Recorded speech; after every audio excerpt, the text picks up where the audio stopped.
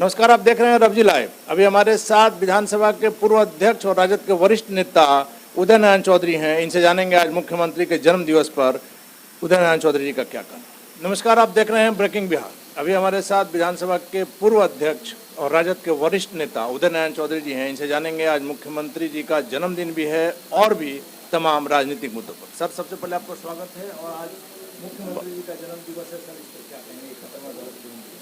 देखिए, माननीय मुख्यमंत्री जी को मैं आज के जन्मदिन के अवसर पर बहुत बहुत धन्यवाद देता हूं। उनको दीर्घायु हों, स्वस्थ रहें और जो उनका इरादा है उसमें वो सफलता प्राप्त करें, ये हमारी उनसे कामना है। क्या इरादा सर? प्रधानमंत्री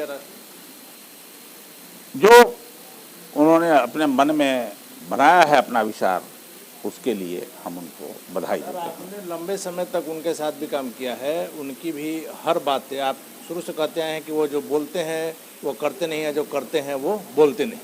तो इसलिए हमने पूछा कि आप उनको भली भांति जानते हैं, तो अगला उनका क्या इरादा है, राष्ट्रपति भवन या प्रधानमंत्री? इसीलिए मैं आपको बताया कि एक बार जब मोदी जी ने उनको डीएनए के सवाल पर जब कहा था, तो यहाँ से हम लोग गाड़ी के गाड़ी नाखून और बाल इकट्ठा करके भिजवाया था।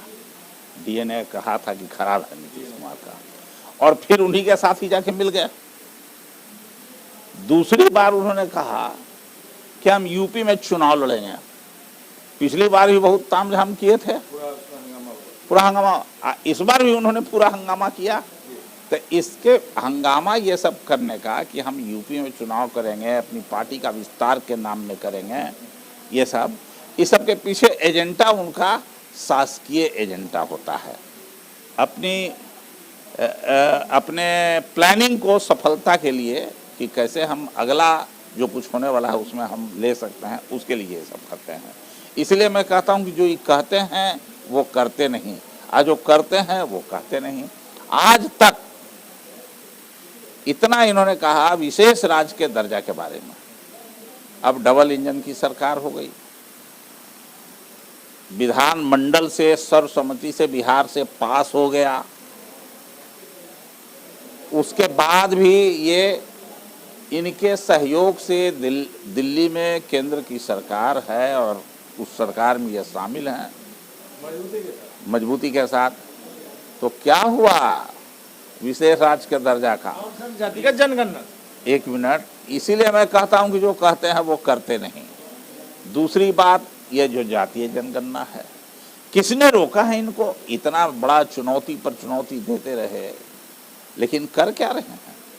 चुनौती केवल इनको दिखाने के लिए है, करने के लिए थोड़े है, करने के लिए कुछ नहीं। इसलिए जो कहते हैं वो करते नहीं।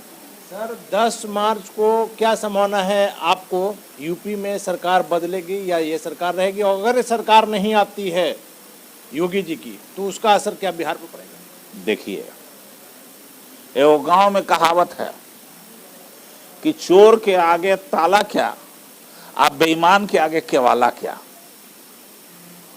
चोर के आगे ताला क्या, आप बेईमान के आगे केवाला क्या। तो अभी कुछ भी कहना यूपी के चुनाव के बारे में जल्दीबाजी होगी।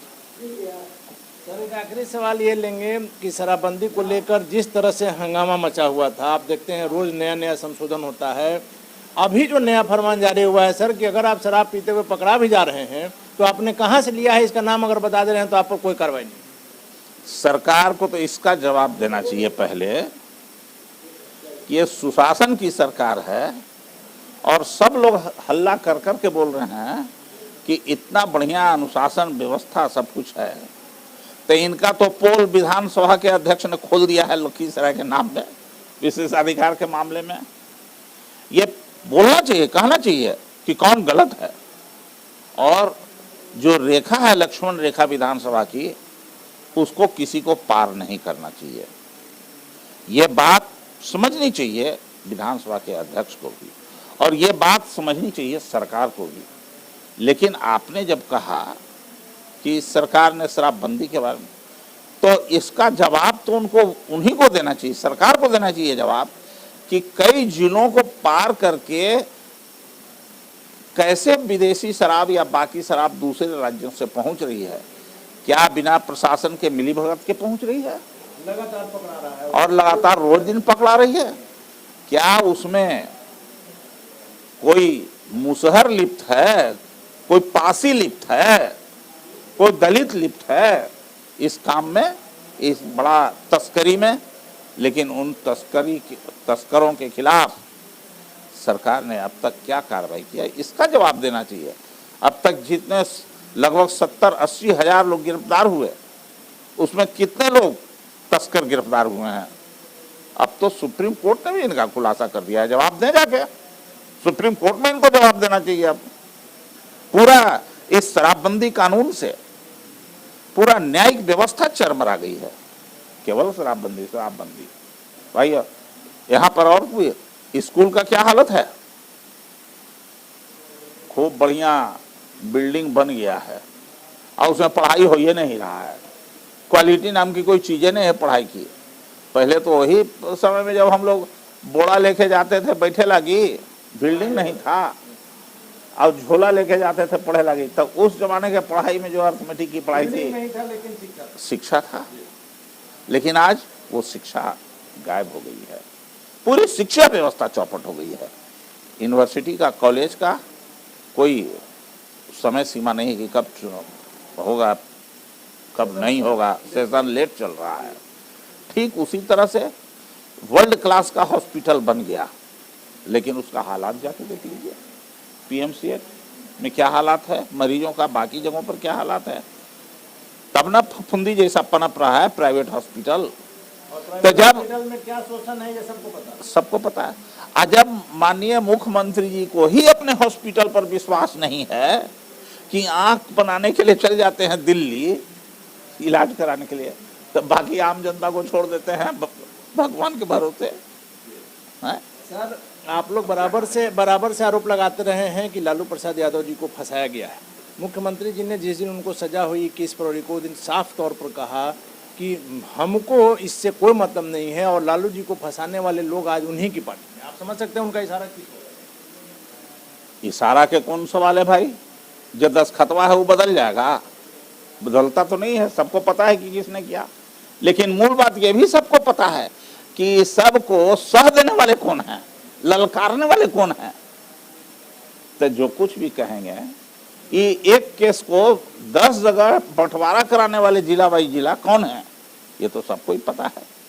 1000 करोड़ का पशुपालन घोटाला, अब 5000 करोड़ का सृजन घोटाला बाहर है, जिसका कोई सुनवाई नहीं है। सृजन घोटाला जहीं के जहीं है। आप ये पशुपालन घोटाला में लालू प्रसाद को जेल पर जेल है। इसका कारण क्या है? इसका कारण केवल एक और एक है कि लालू प्रसाद ने गरीब कमजोर वर्ग के लोगों की आवाज बन करके उन्होंने काम किया, जिसका नतीजा आज वो बता दिया जा रहा है कि तुम्हारी औकात इतना ही कि तुम मुंह बंद करके रहो।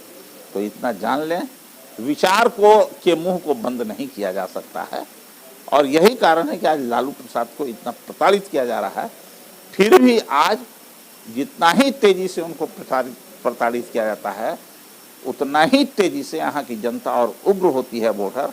और नतीजा है कि आज 76 पर विधानसभा में उनकी संख्या पहुँच गई है। लालू प्रसाद के अनुपस्थिति में भी काबिल तारीफ तेजस्वी यादव ने अपनी पार्टी को पहुंचाया है लालू प्रसाद के विचार को लेकर के। तो आपने सुना उदय नारायण चौधरी का साफ तौर पर का नाम है कि लालू प्रसाद यादव को जितना दबाने का प्रयास कीजिएगा उतनी तेजी से निखरेंगे, और इसी का परिणाम है कि तेजस्वी यादव के नेतृत्व में आज राजद सबसे बड़ी पार्टी बिहार में है 76 विधायकों के साथ। आप देख रहे हैं रवजी लाइव, खबरों का सिलसिला जारी, आप बने रहे हैं रवजी लाइव।